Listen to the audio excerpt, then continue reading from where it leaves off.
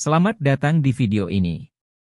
Sejak abad terakhir, Tiongkok sangat terbelakang dalam teknologi seperti pembuatan kapal.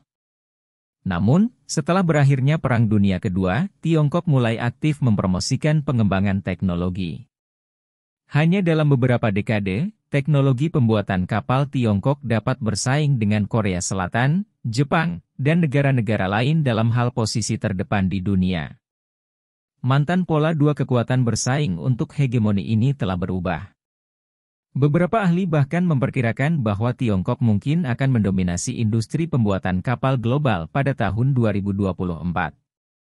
Namun, hal yang mengejutkan terjadi baru-baru ini, Korea Selatan justru memesan 22 kapal angkut besar dari Tiongkok dengan nilai total sekitar 2,7 miliar dolar. Perubahan seperti itu telah menimbulkan beberapa diskusi, dan beberapa orang bahkan berpikir bahwa ini adalah kerugian bagi industri pembuatan kapal Korea Selatan ke Tiongkok. Jadi, mengapa Korea Selatan memesan kapal pengangkut dari Tiongkok? Bagaimana industri pembuatan kapal Tiongkok berkembang? Pada tahun 1980-an, industri pembuatan kapal Korea Selatan mulai menunjukkan momentum perkembangan yang kuat. Pada tahun 2000, mereka berhasil melampaui Jepang dan menjadi negara terdepan dalam industri pembuatan kapal global. Selama periode ini, Korea Selatan mendominasi pasar pembuatan kapal global dengan teknologi baja dan pengelasan yang canggih, mencapai monopoli teknologi selama 20 tahun.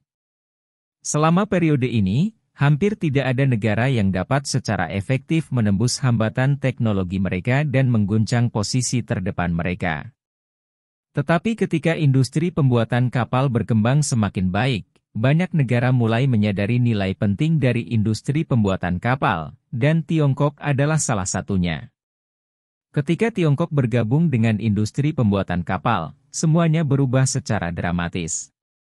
Industri pembuatan kapal Tiongkok dimulai sekitar tahun 1949, ketika Tiongkok tertinggal jauh dibandingkan negara-negara pembuat kapal lain seperti Korea Selatan dan Jepang.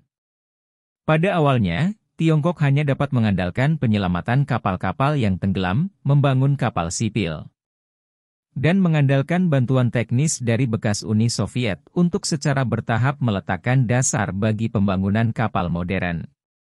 Di bawah pengaruh eksternal dan blokade teknologi, Tiongkok belum membangun sistem industri pembuatan kapal yang lengkap hingga tahun 1978.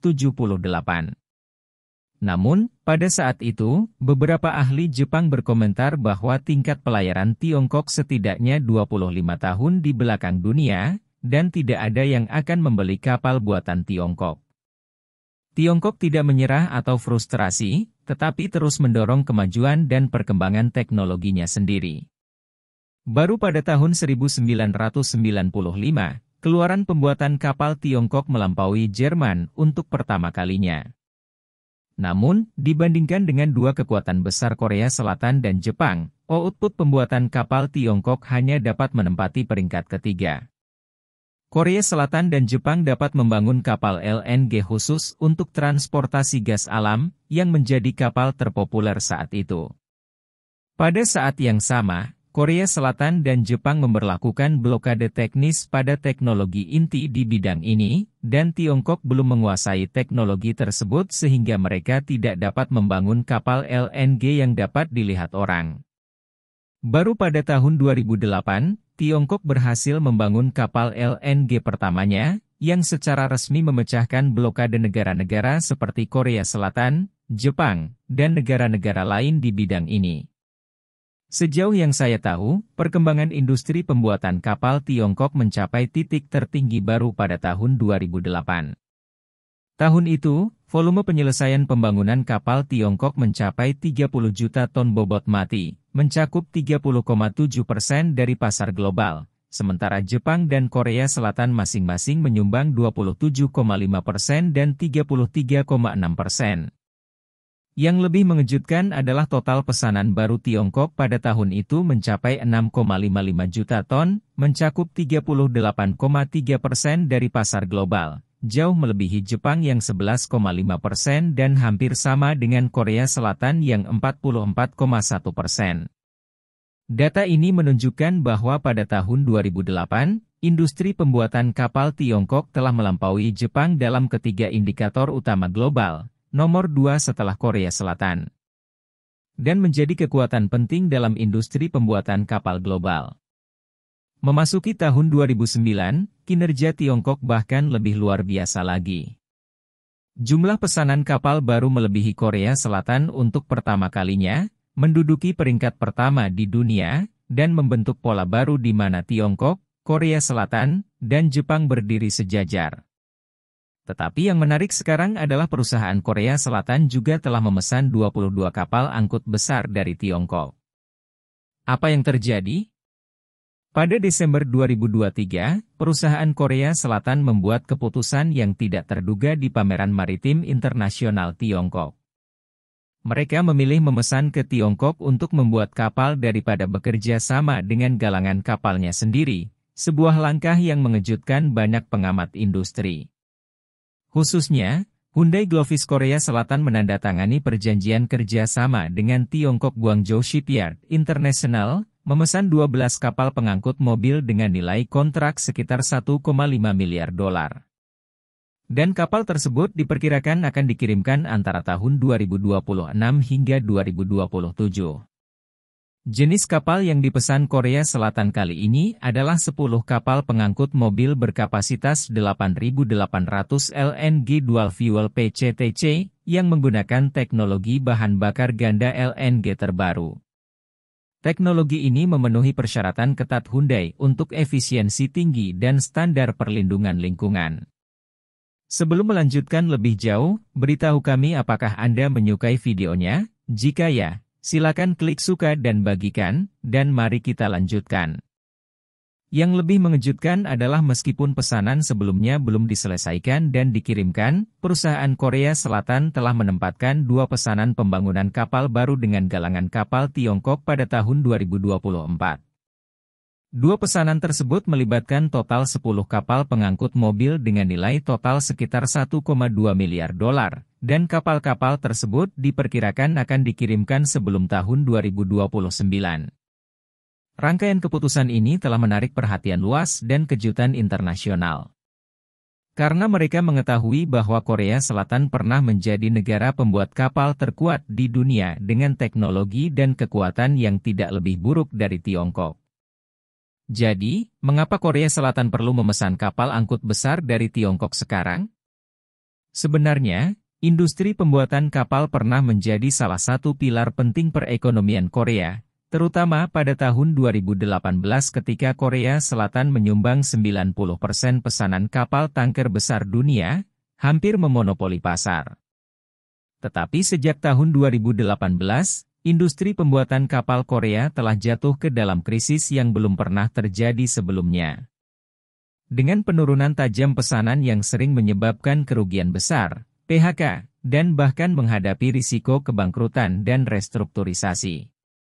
Karena biji besi merupakan bahan baku utama pelat baja yang dibutuhkan untuk membuat kapal, kenaikan harga secara langsung telah menekan margin keuntungan galangan kapal. Kenaikan biaya ini telah memicu konflik dalam rantai pasokan, khususnya di beberapa perusahaan Korea. Produsen baja yang pernah mendukung industri pembuatan kapal dengan harga preferensial merasa bahwa mereka telah membuat kelonggaran selama bertahun-tahun karena harga besi global terus meningkat. Jika pabrik baja mempertahankan harga tidak berubah untuk terus mensubsidi industri pembuatan kapal, mereka akan menghadapi risiko kehilangan karyawannya. Hal ini tidak dapat diterima oleh pabrik baja. Akibatnya, galangan kapal mulai mengalami kehilangan personel dalam jumlah besar yang semakin memperparah tantangan industri pembuatan kapal Korea. Menurut data tahun 2018, jumlah karyawan industri pembuatan kapal Korea mencapai sekitar 230.000 pada puncak industri, tetapi sekarang jumlah ini telah turun menjadi sekitar 85.000. Pengurangan sumber daya manusia telah menyebabkan banyak pesanan tidak dapat diselesaikan tepat waktu, yang mengakibatkan tumpukan pesanan yang serius. Situasi ini memaksa negara-negara di seluruh dunia untuk mempertimbangkan kembali apakah untuk terus bekerja sama dengan galangan kapal Korea. Pada tahun 2023, lanskap industri pembuatan kapal global telah mengalami perubahan yang mencolok, di antaranya adalah penurunan signifikan industri pembuatan kapal Korea Selatan. Namun, pesatnya ekspansi industri pembuatan kapal Tiongkok mencolok. Perusahaan pembuat kapal Tiongkok menduduki peringkat pertama dunia dalam hal volume pesanan.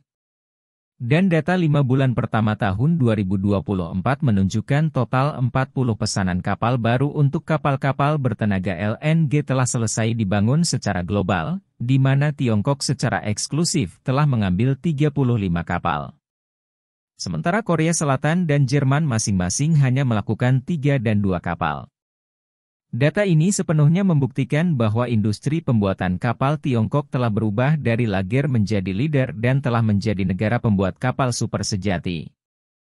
Dibandingkan dengan Korea Selatan, kami juga menemukan bahwa industri pembuatan kapal Tiongkok memiliki keunggulan dalam banyak aspek. Tiongkok saat ini memiliki pasar tenaga kerja terbesar di dunia, yang memberi mereka keunggulan tak tertandingi dalam pengendalian biaya dibandingkan Korea Selatan yang menghadapi tantangan kekurangan tenaga kerja. Selain itu, Tiongkok telah membentuk rantai produksi yang lengkap dan efisien, mulai dari pengadaan bahan mentah, manufaktur, hingga pengiriman produk akhir. Sekarang, banyak perusahaan pembuat kapal Tiongkok juga dapat meluncurkan kapal baru yang memenuhi berbagai kebutuhan pelanggan, seperti kapal curah, kapal tangker minyak, kapal kontainer, dan kapal pengangkut gas. Beragam kapal ini juga telah membentuk keunggulan kompetitif dibandingkan Korea Selatan. Faktanya, keunggulan pembuatan kapal Tiongkok telah diakui dan disukai oleh pelanggan di seluruh dunia. Misalnya, Jerman memesan serangkaian kapal Panamax baru dari Tiongkok tahun ini, yang memecahkan sejarah pemesanan selama hampir 1 dekade hanya dengan Korea Selatan dan Jepang. Negara yang berlokasi di Timur Tengah juga telah memutuskan untuk menjalin hubungan kerjasama yang mendalam dengan perusahaan pelayaran Tiongkok pada tahun ini. Yang menunjukkan bahwa mereka mungkin secara bertahap mengurangi kerjasama dengan Korea Selatan di masa depan. Hal ini cukup untuk menunjukkan bahwa industri pembuatan kapal Tiongkok menjadi semakin kuat dan telah diterima oleh negara-negara lain.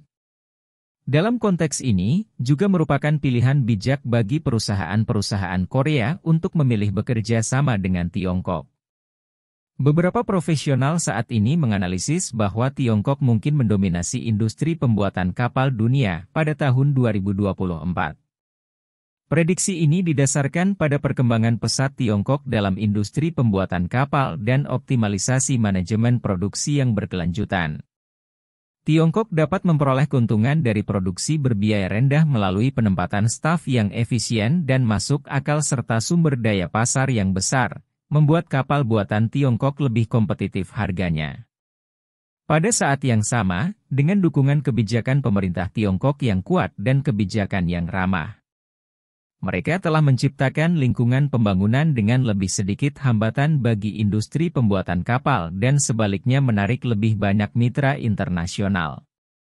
Meskipun Korea Selatan secara historis memegang posisi kepemimpinan dalam industri pembuatan kapal, dalam lanskap kompetitif global baru, Korea Selatan menghadapi tantangan yang dipimpin oleh Tiongkok.